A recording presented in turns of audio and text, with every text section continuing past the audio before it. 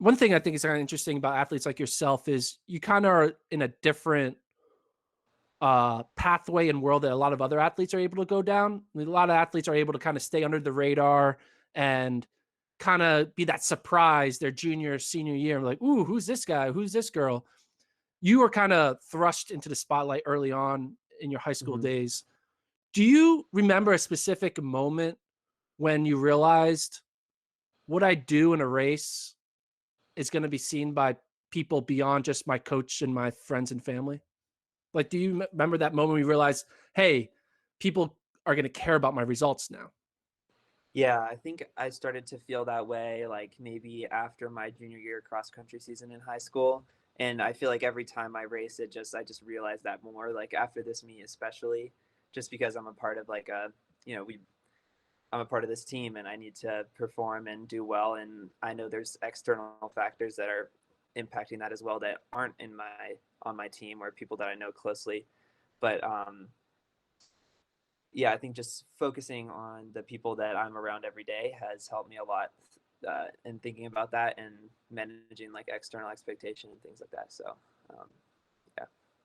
Is there any way you kind of, I mean, not many people have to, like, what's unique about having that one other thought they have to deal with? Obviously, the thoughts of like, coach told me to do this, teammates, I'm doing this, I want to do this. But then you also know, like, hey, a random stranger is going to notice this race that could just be Yeah. a tempo run for you.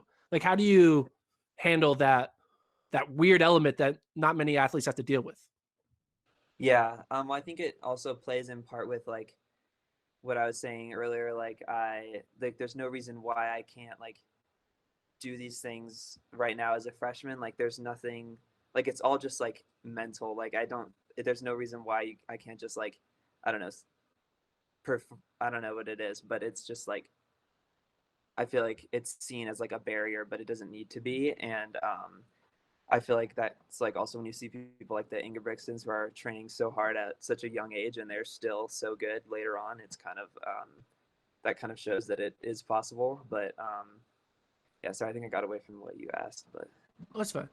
Well, like, well, I just think it's interesting talking to some athletes who kind of just they live a different experience than all the other athletes, right? And it's like a unique hurdle that so far you've been overcoming it really well. I mean, mm-hmm. I think if coach told you you're going to finish fourth in your first race as an NCAA, you'd be like, all right, that's a good A+ Yeah. mark for the Mm-hmm. first test. Yeah. But like, do you what?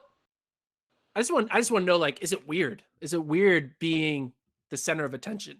And does NAU or your coach, your teammates, try to make it not weird? Like, do they try to make it like, hey, you're just one of the guys, man. You're Yeah. you're one of our top 3 guys.